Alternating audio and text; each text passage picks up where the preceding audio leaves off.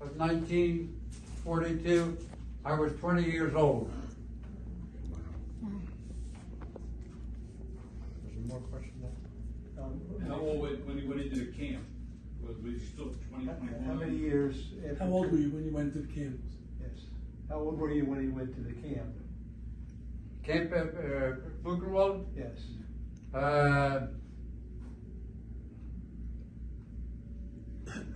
23, I believe.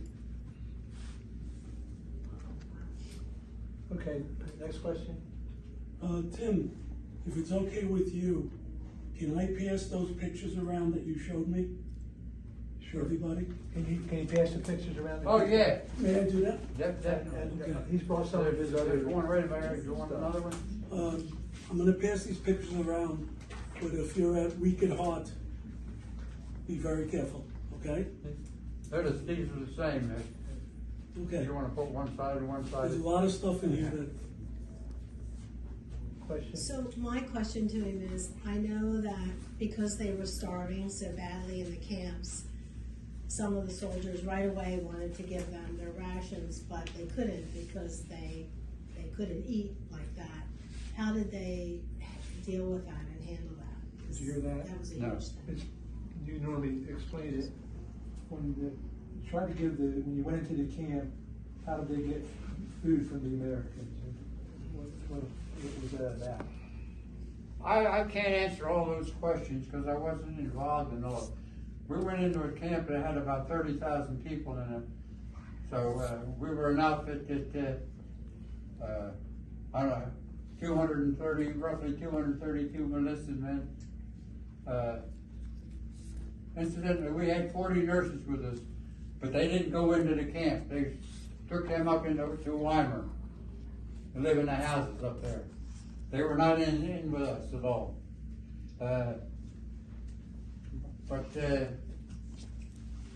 How they got their food, how we got, that amazes me. How we were able to supply them with the amount of food that had to come into that camp every day. Of course, they couldn't eat big meals.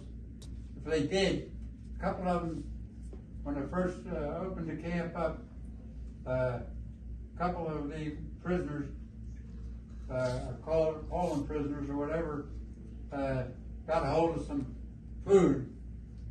They ate too much, and it killed them. So you had to watch what you ate, or what they did. Okay? Question? They all were pretty young fellas, weren't they, in their 20s and all. It's pretty shocking, I think, to see that kind of. Oh, it was horrible. It was horrible. You look at, we would get out of the truck that we were in, and you look, are they real? Are they human? I mean, the clothes, or they want to call them clothes. They were terrible. It was everything. I said, and they had wagons with 5 bodies loaded, please. Believe me, it was a terrible sight and a terrible smell. I cannot tell you how bad that smell was. It was just terrible. We subdued it. We stayed there the rest of the day. And then we went back to Nora, which was we were outside of Nora. We were setting up in the roof. This was for buildings. I'll get it out after a while. Buildings. Setting our hospital up in there. Question, go ahead. When you were there, were you permitted to send any information back home as far as write a letter to tell Not people? for a while. I don't know what to eat. Later on. Excuse me. No, we were not permitted to send any mail that told them, the Germans, if they got the mail, that where we were. No, it was not permitted. I don't know what happened. We were in Buchenwald. We were in the, on the, I'll tell you, on the, we went back to Nora. We were there 5 days, and we were part of First Army. The First Army came to us and told us, you have to go back into Buchenwald.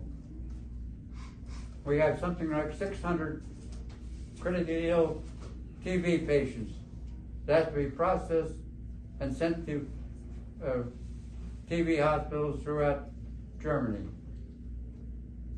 Well, that was the 21st, 26th, 27th.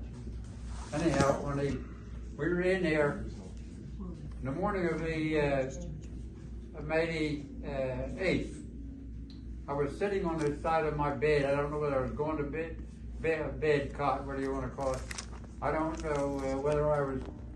You worked in the hospital like that. You worked 12-hour shifts, 8 in the morning till 8 at night, 8 at night till 8 in the morning. I don't know whether I was going on work or coming off. I don't remember that. When somebody came by and said the World War I or II in Europe was over, whether it was like ever good news. Of course, we knew that we were still going to be going to Japan, but it was still good news. But I don't remember, I can't remember how, what we were permitted to write after that, when the war in Europe was over.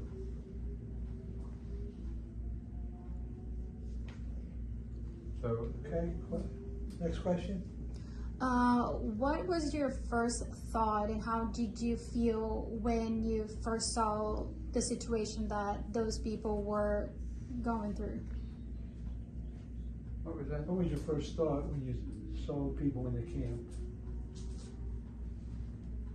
It was horrible. I mean, it was terrible. You see those people standing in there, and if you saw their body, they're skin and bones. And I mean, when I say skin and bones, they were skin and bones.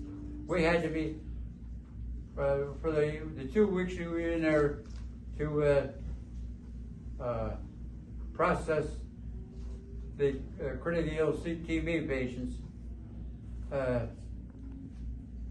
you had to be very careful of how you touched them, because you could break the skin and bones through the skin with no problem, without trying. You couldn't, when like for instance, when we had our own soldiers who were taken care of, at nighttime, you could roll them a bit, alcohol their backs, fluff their pillows and things like that. You couldn't do that with them. You made them as comfortable as you possibly could. And believe me, we tried. When we got them as patients, it was just terrible. When we first got in, went back into Buchenwald, we said took us 2 days. We had to clean up the barracks that was there for the German prisoners, because when the Germans left, they did damage to the barracks, and a lot of the prisoners got in there. I call them prisoners. That's not the right short term, but when a lot of they did damage. So it took us 2 days, along with German people, 2 days, night and day, to clean those barracks up, so that we could use it as a hospital. We wound up, the bottom tier was headquarters, and the back part of it was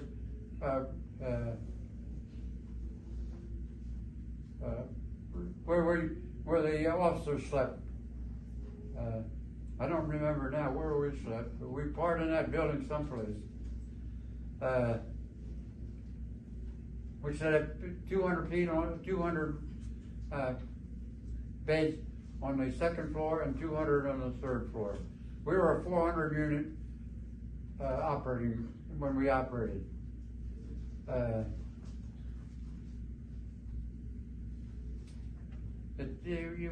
we, well, I'll go back and start. Once we got in operation, the first thing we did was we had to do shower, have them shower, have them, if they could walk. We put up portable showers in tents.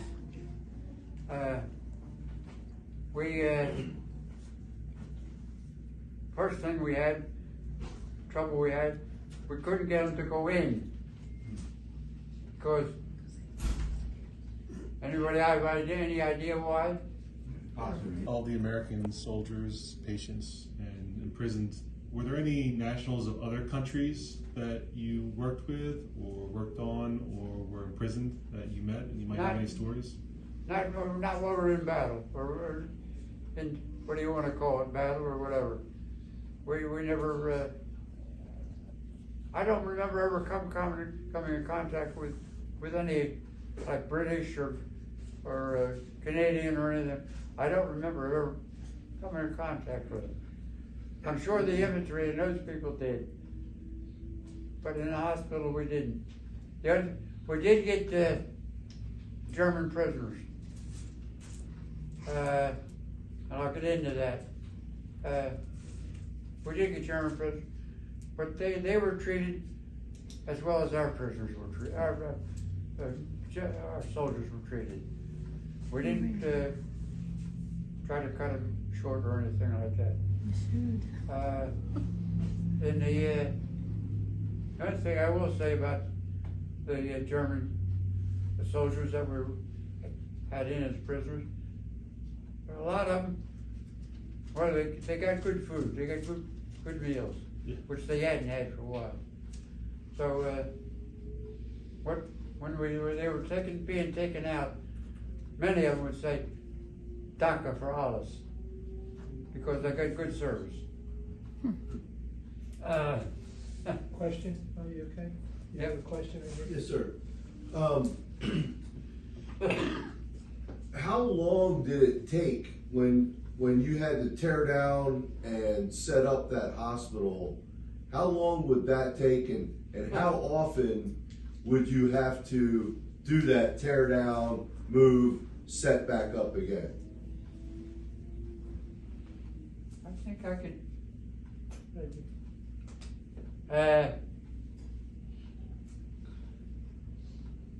It was always fun, because you put in 8 o'clock at night till 8 o'clock in the morning.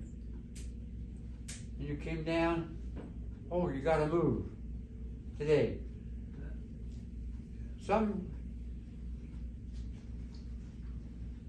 I don't know, general or officer, figured out that you could take 9 minutes to put up a tent, 4.5 minutes to tear it down. But when you got that many tents, it takes time. But it was no deal, it was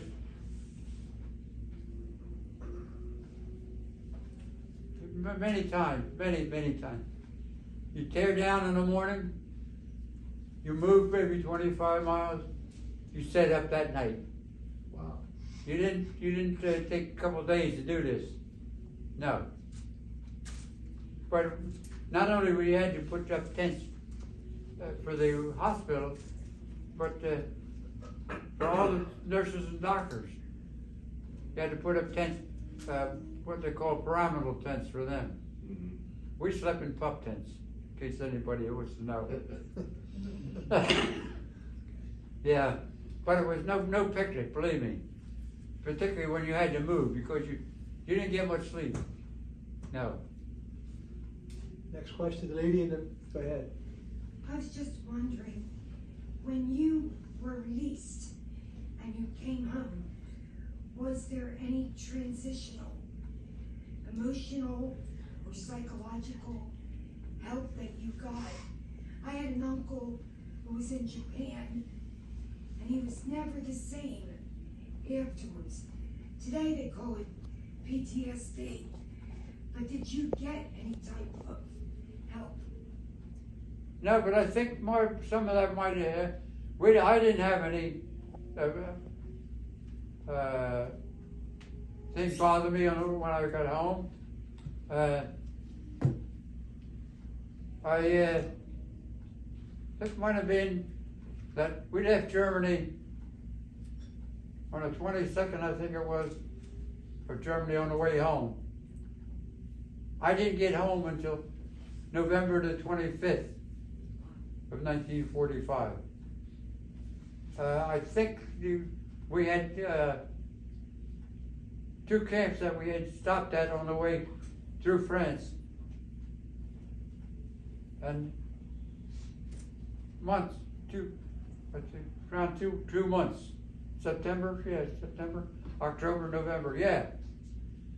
I think that the problems that we had wore off.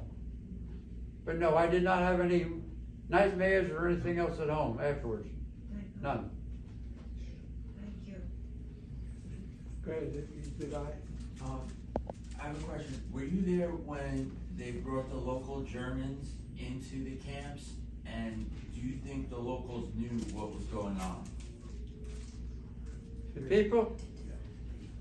The local Germans in the town near the camp, did they know what was going on, and did they come into the camp? The town of Weimar, or not Weimar, where was it? Yeah, Weimar. Town of Weimar was 4 miles from the camp. The German people claimed that they didn't know anything was going on there. Well, that odor, you know as well as I do, sometimes the atmosphere is down low and the air will take it. They had to know it was there. But when General Patton came in, he sent some of his troops up to Weimar to walk, not to truck them, to walk them down to Buchenwald to see what it was like. They could see for their own eyes. So, and I read an article after that said there were 2,000 troops that the Patton troops brought down to Buchenwald to see what was going on. But they knew it. They had to know it. I'm sorry. I can't believe it. They didn't. With the odor and so forth, no. Okay, we're getting short on questions. Okay, we'll try to. There's Jim? three hands up right now. Okay. Go ahead. Quick question, and first a comment. My dad, on December 26, 1944, their squadron had their first resupply mission to Bastogne, where they delivered medical supplies, ammo, and food.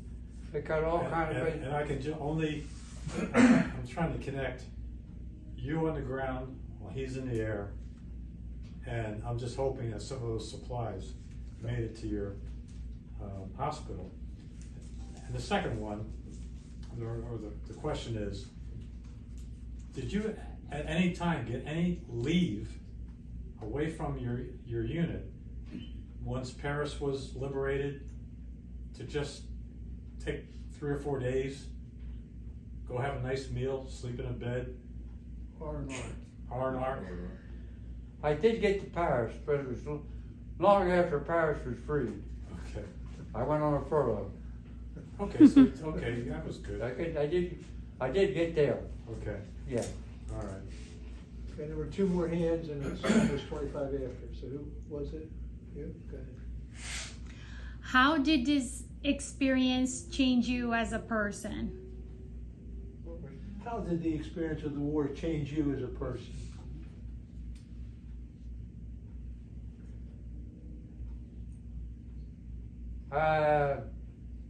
That's something, right? It taught me to respect people more. You were working with them, you had to learn to respect them. And I think that was probably one of the things that you went back into life and treated people differently than you did before.